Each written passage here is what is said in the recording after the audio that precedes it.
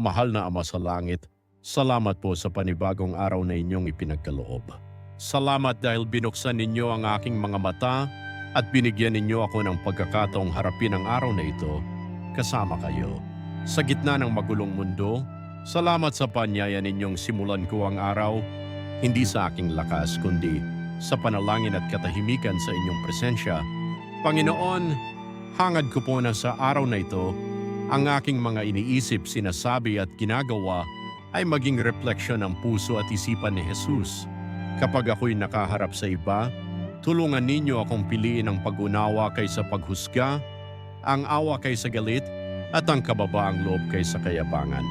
Kapag ako'y nasasaktan ng salita ng iba, ipaalala ninyo sa akin ang katahimikan ni Jesus sa gitna ng pang-uusig. Turuan ninyo akong tumugon ng may kabaitan at hindi ayon sa bugso ng damdamin. Gawin ninyong mahinahon ang aking mga salita at naway madama ng iba ang inyong pag-ibig sa aking mga gawa. Sa kaguluhan, gawin ninyo akong tagapagdala ng kapayapaan. Sa kawalan ng direksyon, ako'y maging liwanag.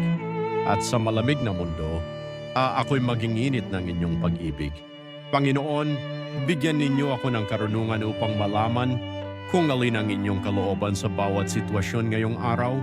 Huwag ninyong hayaan na ako'y padala sa emosyon, bagkus ay patatagin ninyo ako sa inyong mga salita kahit walang nakakakita, naway maging totoo ang aking mga tugon.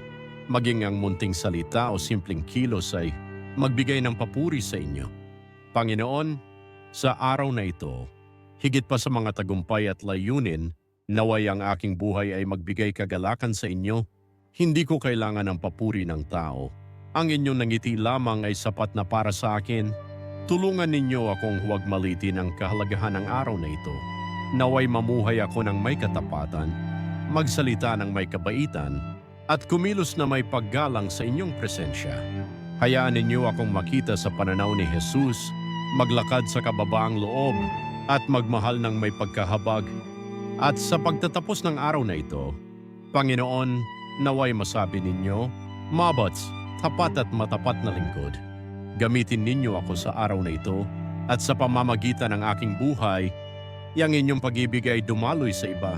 Lahat ng ito'y aking hinihiling sa pangalan ni Jesus na aking tagapagligtas at Panginoon.